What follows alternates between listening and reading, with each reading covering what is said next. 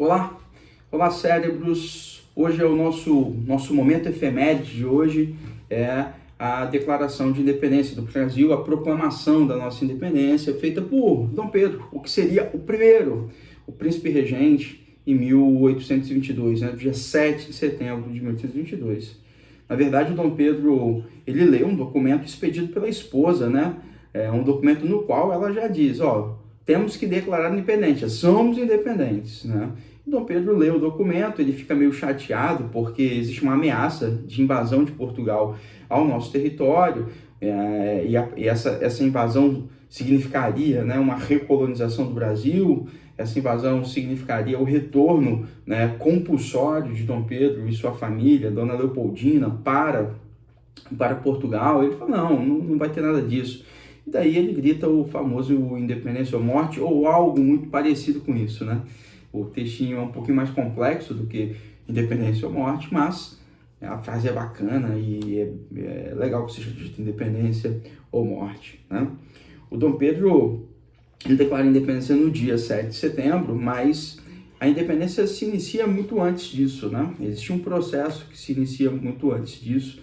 A gente está falando aqui de pelo menos desde 1808, desde 1807, quando a família real portuguesa está saindo de Portugal, fugindo da expansão napoleônica, em acordo com a Inglaterra, e chega aqui no Brasil no iniciozinho de 1808. Né?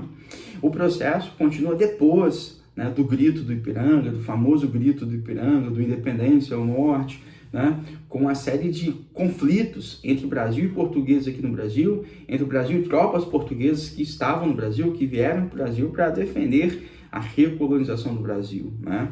Então, a gente usa uma expressão interessante, uma expressão para definir esse processo, essa independência, e a expressão é processo, né? O processo de independência. Ele começa antes do 7 de setembro e ele continua após o 7 de setembro.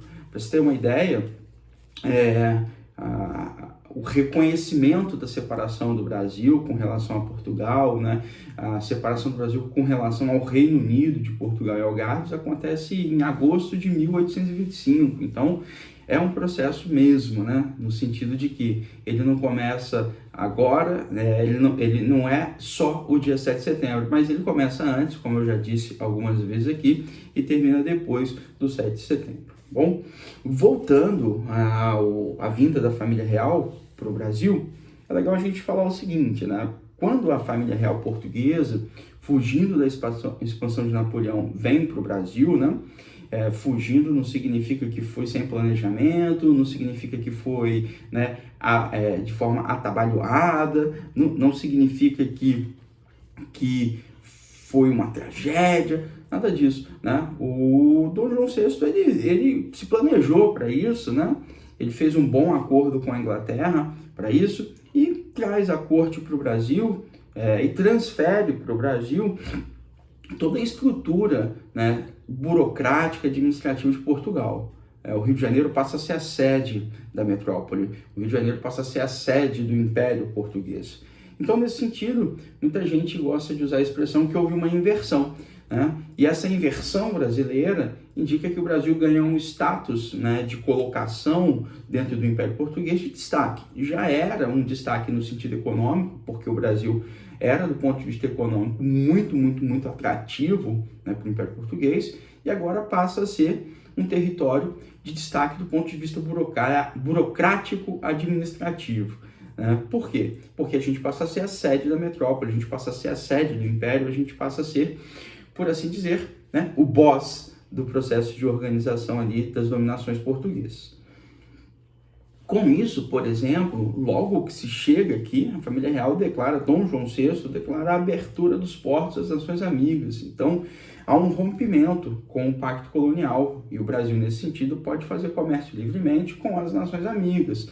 As nações amigas seriam fundamentalmente a Inglaterra, mas não só a Inglaterra. A gente poderia fazer comércio com outras nações também, né? Desde que fossem amigos. Os portos estavam abertos. O historiador e economista Caio Prado Júnior, ele define que esta data é a data da independência do Brasil, a abertura dos portos.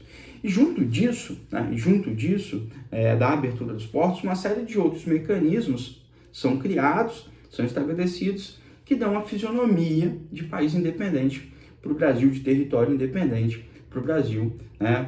O Dom João VI, né, ele revogou o Alvará de 1785, que dizia que no Brasil não podia ter manufatura. Ou seja, se está revogado, né, o Brasil passa a poder ter manufaturas. É bem verdade que foi difícil ter manufaturas aqui, porque com a abertura dos portos e com os tratados de 1810, feito entre Brasil, Portugal e Inglaterra, ficava difícil concorrer com os produtos britânicos, né? Ficava muito complicado concorrer com os produtos britânicos que podiam entrar no Brasil, né, com mais facilidade, porque os portos estavam abertos e pelo Tratado de 1810, com um desconto nas tarifas almonegárias, né? A Inglaterra pagava uma tarifa menor do que os outros países. A Inglaterra tinha uma taxa de 15%, Portugal 16% e os outros países 24%. Então, era mais fácil para a Inglaterra vender no Brasil do que qualquer outro país. Mas, de qualquer maneira, a gente podia fazer negócio com qualquer país e, com a revogação do Alvará, a gente podia ter manufaturas. Ratificando, era muito difícil, porque a concorrência com os produtos britânicos era muito grande. Mas podia. Outra coisa legal é que, em algum momento, em 1815, mais exatamente, o Brasil é elevado à condição de Reino Unido de Portugal e Algarves. Isso é depois das derrotas de Napoleão, né? Com a criação do Congresso de Viena. Pois bem, então a gente está percebendo aí, nesse cenário, nesse contexto, nessa descrição, que o Brasil está ganhando, mais uma vez, fisionomia de um território, de um país independente, desde a chegada da família real ao Brasil, no iniciozinho de 1808, ok? Só que em 1820 começa em Portugal o que a gente chama de Revolução Liberal do Porto, a Revolução Constitucionalista do Porto, 1822. Essa revolução em Portugal, ela tem aquelas características de revolução liberal, de revolução burguesa.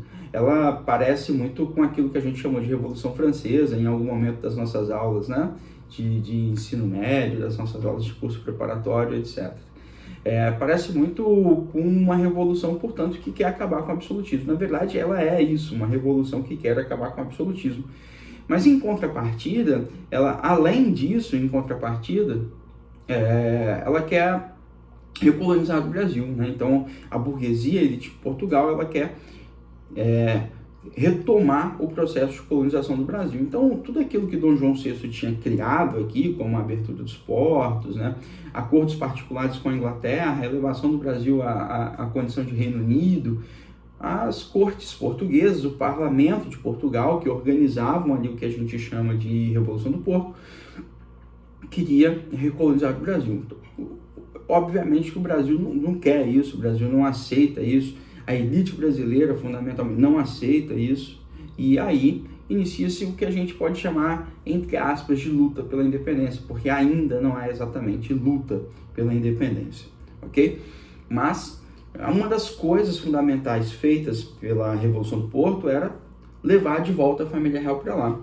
A família real volta com Dom João, a Carlota Joaquina e membros da corte, membros secundários da corte, mas o próprio Dom João, ele deixa como regente do Brasil o filho, o Pedrinho, o Pedro, como eu disse lá no comecinho, aquele que seria o Pedro I, o primeiro imperador do Brasil, que vai declarar a nossa independência. Mas no dia 9 de janeiro de 1822, o Pedro fala assim, bicho, eu não vou voltar para Portugal. É o famoso dia do fico, né? Se é para o bem geral da nação, digo ao povo que fico. As cortes portuguesas, o parlamento de Portugal, a elite de Portugal exigia o retorno de Pedro também. E Pedro disse não, Pedro disse que ficaria no Brasil. E aí, então, está claro que o Brasil está se encaminhando para a sua independência, o Brasil está dando passos para a independência. Agora uma independência de fato, uma independência de direito, né? Uma independência conquistada, por assim dizer, a pulso, porque Portugal exigia ali a recolonização, Portugal queria o retorno de toda a família real, inclusive de Pedro. E ele dizia, não, eu vou ficar, é o dia do fico. Pois bem, Nesse cenário aí, então, a gente está percebendo que existe uma animosidade clara entre Portugal e Brasil, né? Até que, no dia 7 de setembro de 1822, quando voltava de Santos, né, estava subindo ali o que seria hoje, né, a estrada que liga Santos a São Paulo. Claro, não existia uma estrada, né, era uma no meio da floresta, né, no meio dos bosques ali, no meio dos matos, na margem do rio Ipiranga. O Dom Pedro passava por ali, ele recebe, né, vindo no sentido contrário, né, um regimento de correios, por assim dizer, enviados pela esposa Leopoldina, né, e esse regimento entrega uma carta para Dom Pedro. Ele lê a carta e fala: pô, tem tropas portuguesas chegando ao Brasil aí para efetivar o processo de recolonização do Brasil e me conduzir junto de minha família de volta para Portugal. Pô, essa carta não é legal. Ele fica meio chateado, joga a carta no chão, né? E faz o que a esposa mandou ali na carta, ela que assinou, né, a carta de independência, e diz: a independência ou morte. A partir daí, o Brasil é independente. Talvez seja independente, porque fica claro que existe uma luta ali estabelecida entre uma resistência do Brasil em relação à tentativa de recolonização de Portugal sobre o nosso território, né?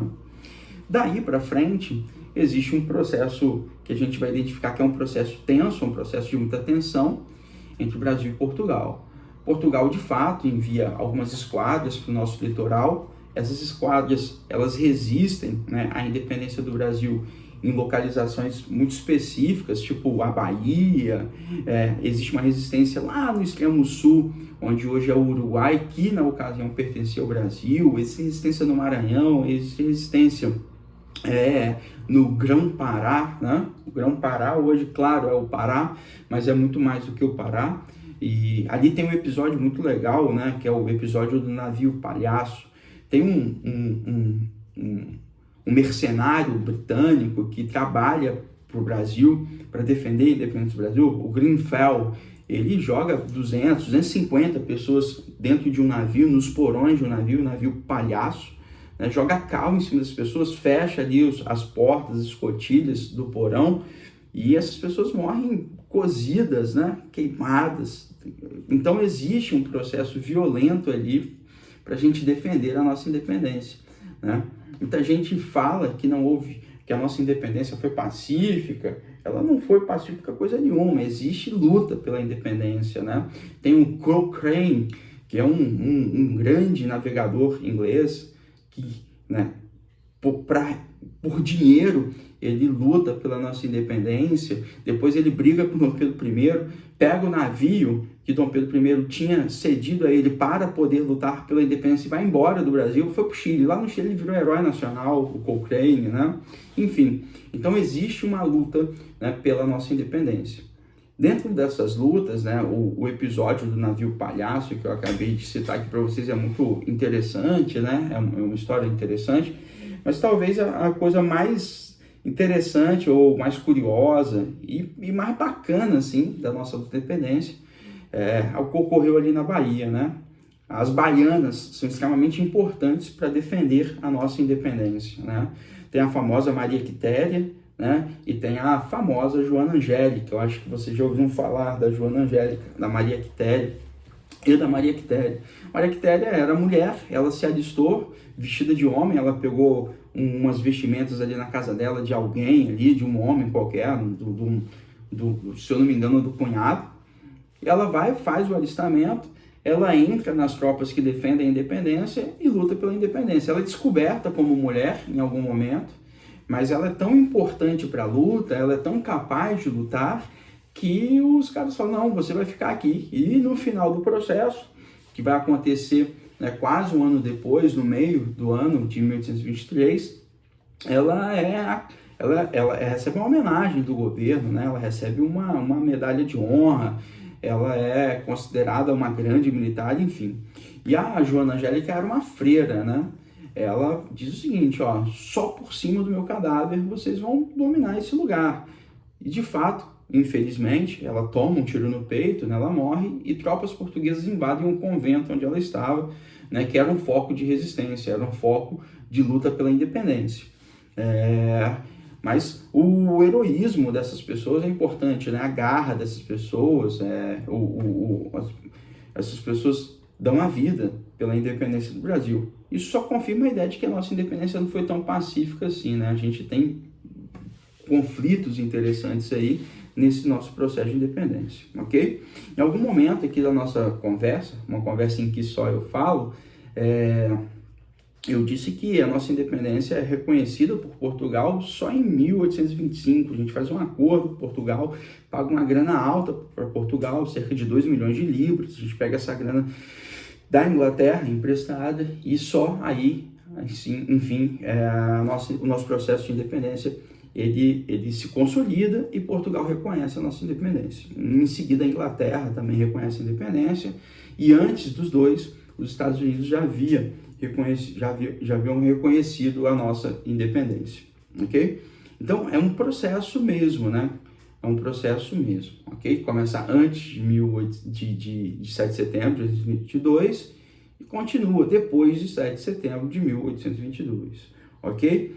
Então, é bacana. Algumas coisas legais aqui que a gente falou, que são interessantes aqui, é um processo que começou lá com a vinda da família real de Portugal para o Brasil, né, no contexto das expansões de Napoleão. Em 7 de setembro, o Dom Pedro I declara a nossa independência, isso é bem bacana, mas tem lutas importantes para a confirmação desse processo.